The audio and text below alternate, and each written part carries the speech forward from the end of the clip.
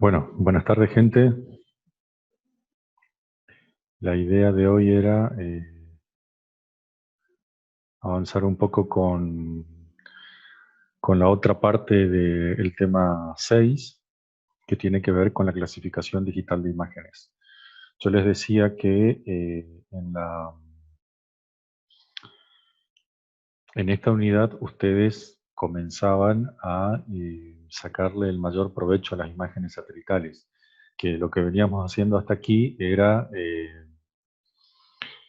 una visualización, si se quiere, ligera de las imágenes satelitales, y hacían composiciones de bandas y descubrían que podían hacer combinaciones de bandas y visualizar las imágenes en colores que no tenían que ver con una visualización natural, lo que se conoce como falso color. Pero hasta ahí no habíamos operado directamente con los niveles digitales, ¿sí? Que es el valor que está almacenado propiamente en una imagen satelital. Comenzando con esta unidad, el tema del cálculo de índices sí ya tiene que ver con eso, es decir, más allá de la combinación que utilicemos, lo que hacíamos era extraer información o transformar esos niveles digitales originales de las imágenes en nueva información, es decir, perdíamos la información de base pero obteníamos otra nueva. A ver qué están esperando. Diego y Martín.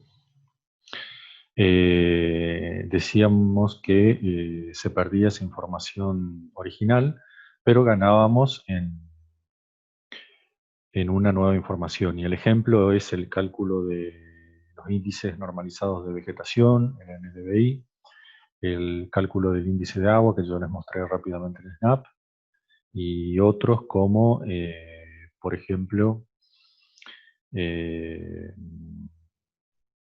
el cálculo de temperatura, que bueno, es un proceso un poco más complicado que luego van a hacer con el profesor Da Silva.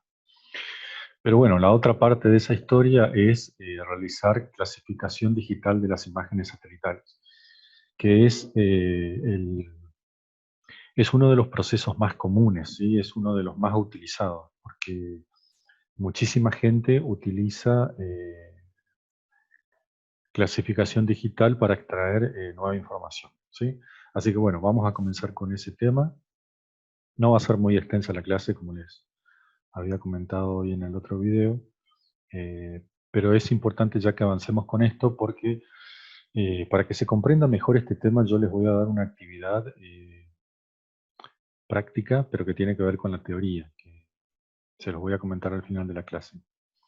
Entonces quiero que ya esté dado este contenido de manera que les dé tiempo a ustedes para investigar. Van a tener que generar un pequeño material, un PowerPoint, de no más de 5 diapositivas y ahí van a tener que aplicar un algoritmo en particular. Esa va a ser la actividad. Luego les comento mejor, ¿sí? Pero les anticipo de cuál es el sentido de esta clase y de un poco de lo que se viene.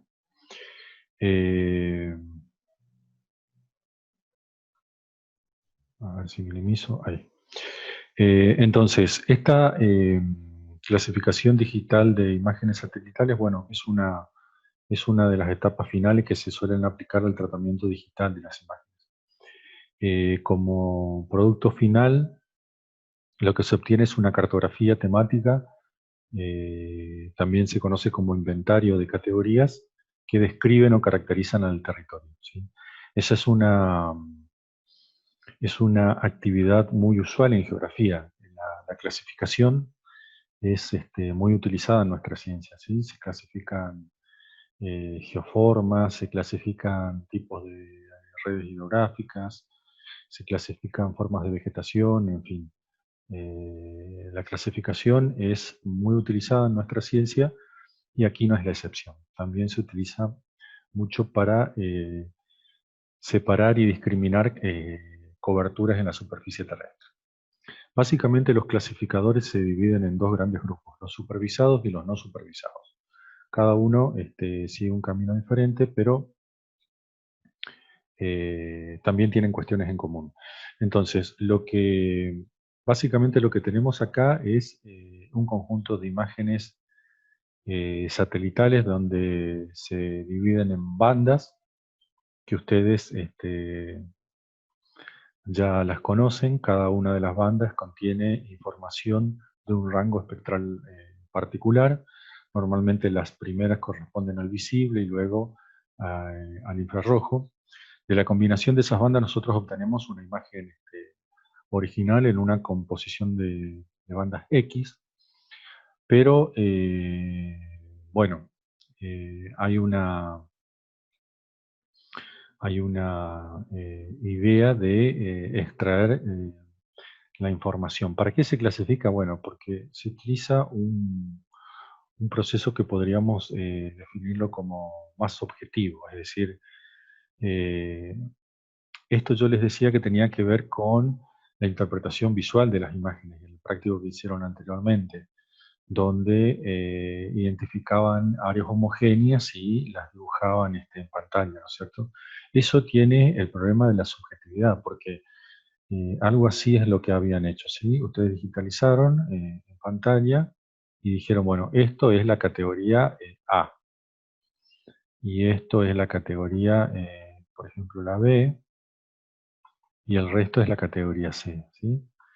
Pero claro, esto está sujeto un poco a la habilidad en la digitalización de cada uno y también en cómo lo interpreta, porque alguien me podría decir, no sé, Facundo Ramírez, por ejemplo, que lo veo acá, me podría decir, profe, ¿por qué no incluyó estos píxeles que yo los veo colorados y se parecen más a la A que al C?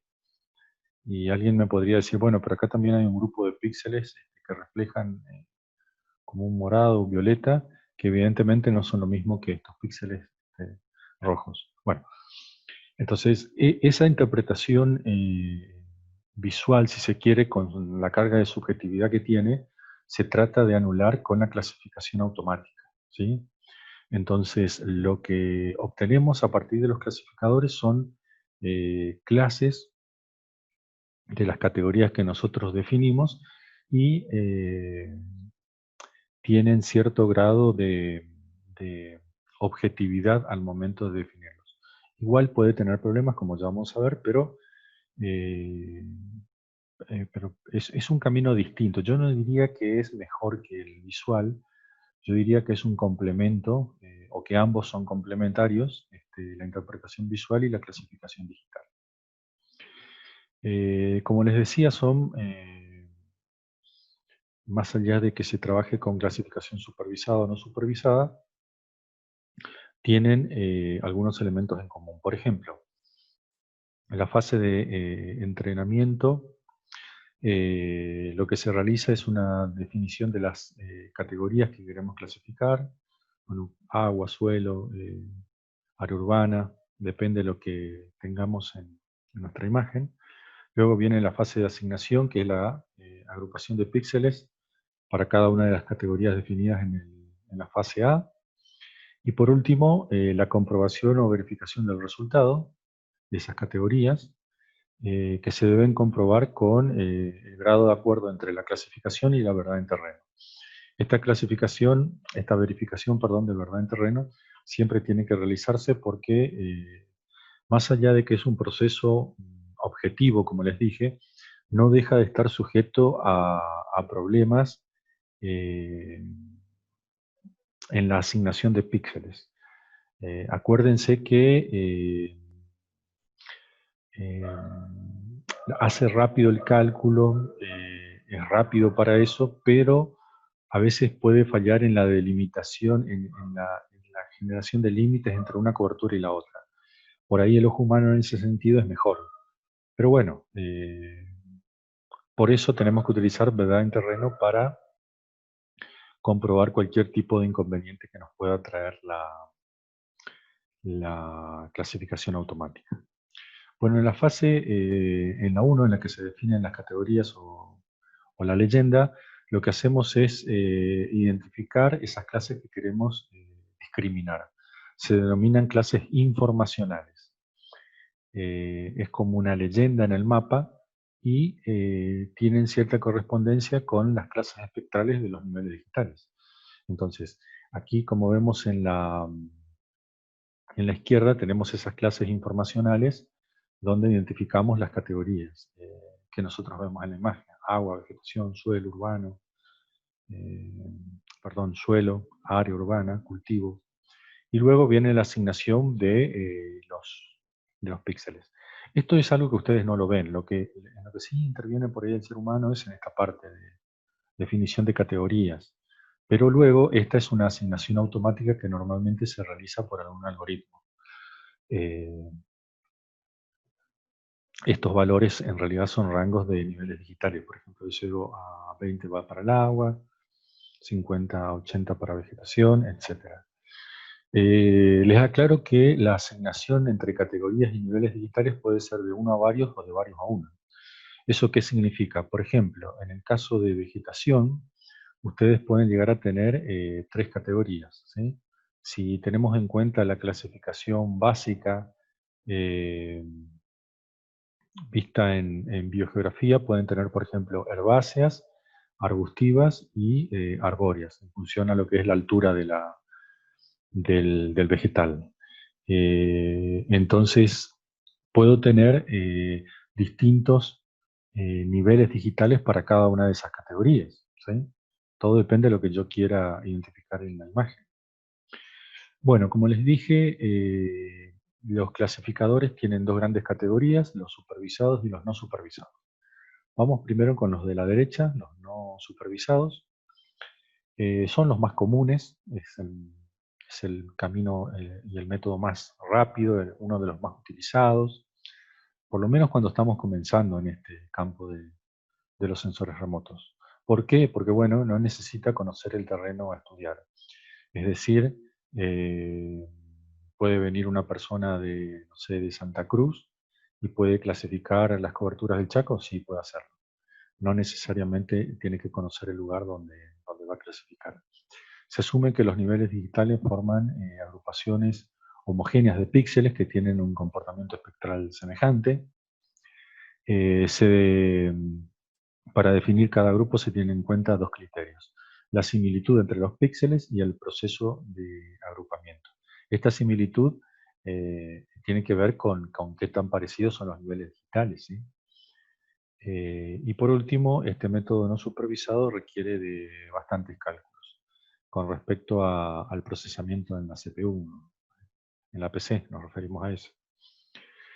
Luego están los clasificadores supervisados que, bueno, estos sí requieren un cierto conocimiento del territorio donde se va a clasificar, se requiere de cierta experiencia, de haber realizado ya clasificaciones no supervisadas, por ejemplo, o haber experimentado un poco con las supervisadas. Lo que hacen es definir ciertas parcelas o campos de entrenamiento que se asignan nuevo a las categorías. Por ejemplo, para agua, en imagen satelital yo puedo determinar así, puedo digitalizar un grupo de píxeles y digo esto es agua. Le pongo agua 1, esto es el agua 2 y esto es el agua 3. Estos campos de entrenamiento pueden responder, por ejemplo, a diferentes reflectividades de la misma cobertura que yo sé que es agua. Acuérdense la imagen satelital entre resistencia y corrientes. Entonces, ya habíamos visto que del lado chaqueño teníamos agua con mayor contenido de sedimentos que hacía que se refleje más la radiación, y del lado correntino estaba con menos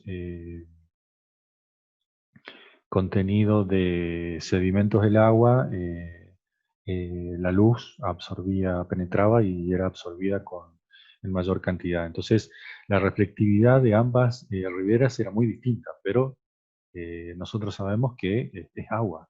De hecho, si se acuerdan, cuando hicimos el índice de agua, se acuerdan que aisló perfectamente tanto para una ribera o la otra. Él dijo, esto es agua.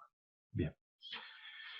Y por último, se definen algunas medidas de tendencia central y cálculos de desvío para saber qué tan homogéneas son las categorías identificadas, y el cálculo se puede realizar para todas las bandas.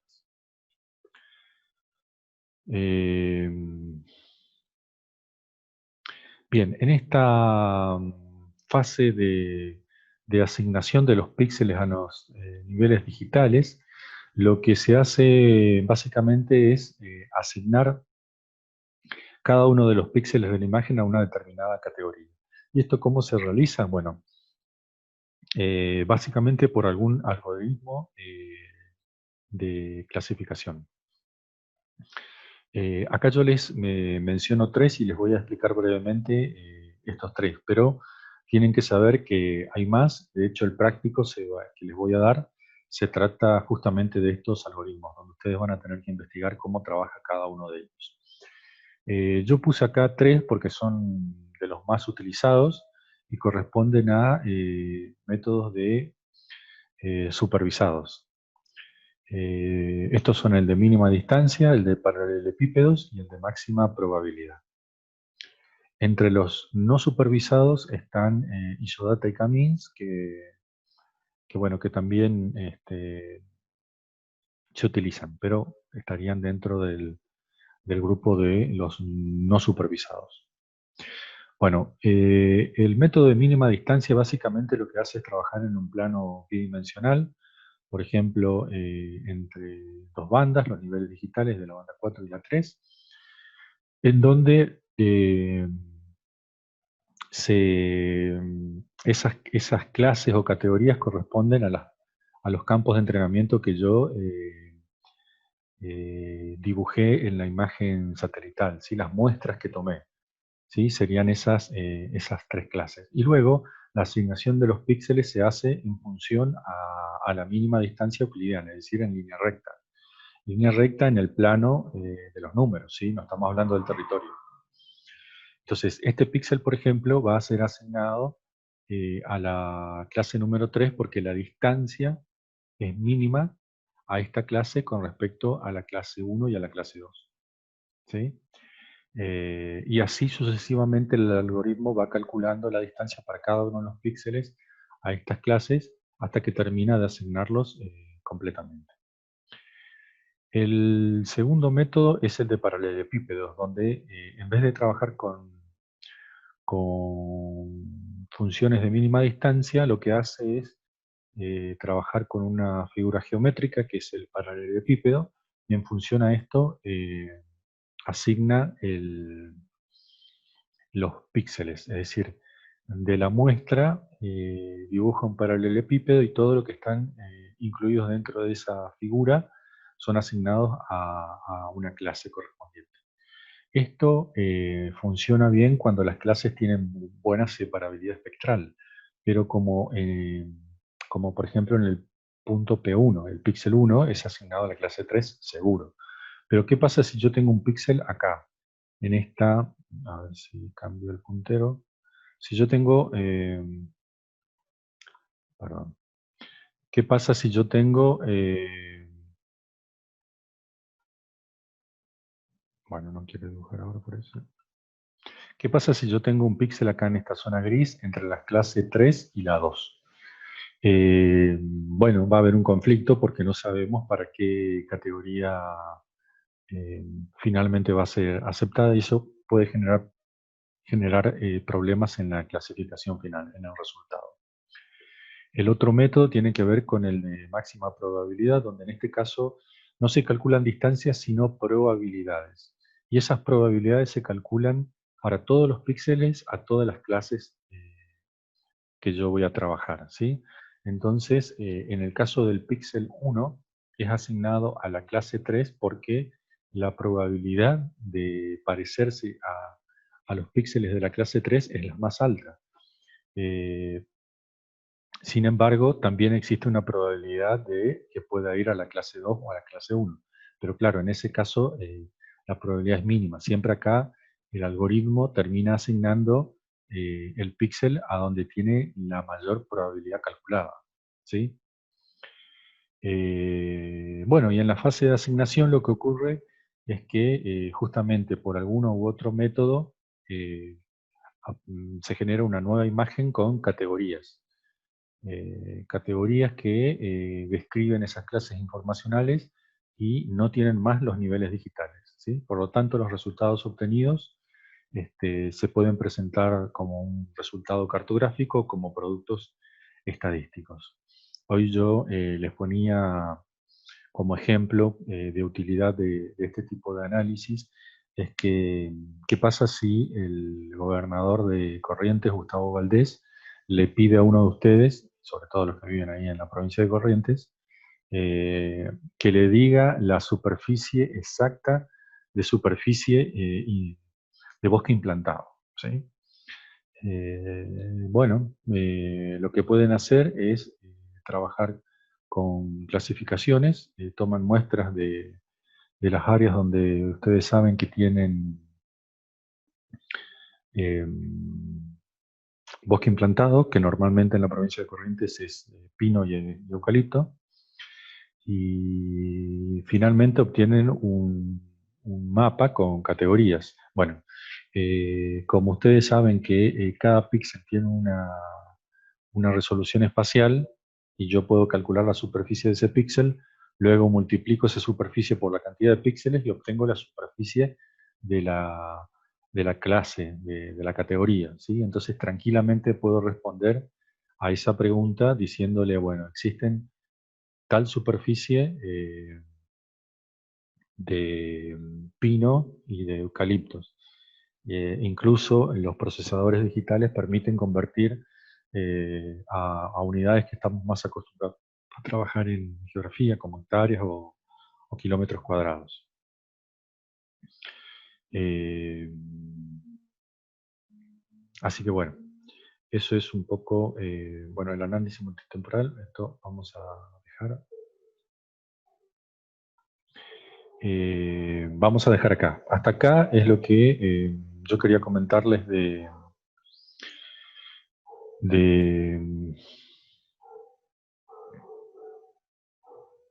de los clasificadores digitales y de cuál es la utilidad.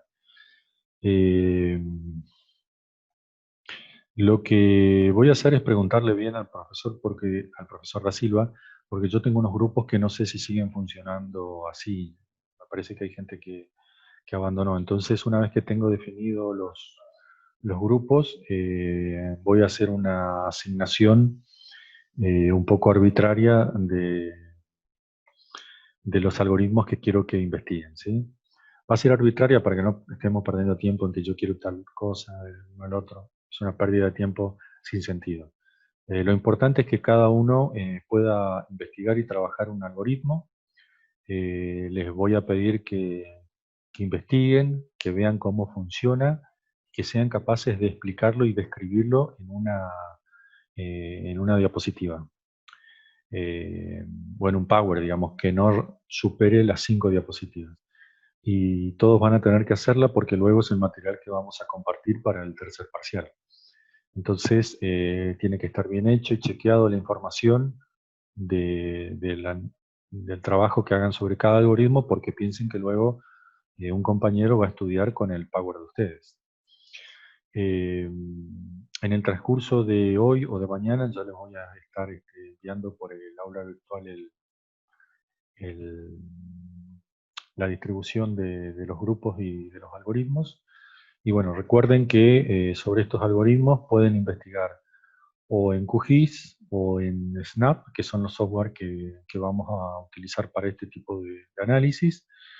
Y también para una comprensión un poco más profunda, si se quiere, pueden indagar en el dossier que les preparamos en la cátedra, porque fíjense en el capítulo que le corresponde a esta unidad, porque ahí está explicado de una mejor forma cada uno de los algoritmos. Bueno, eso es todo de mi parte, gente. ¿Alguna duda, consulta?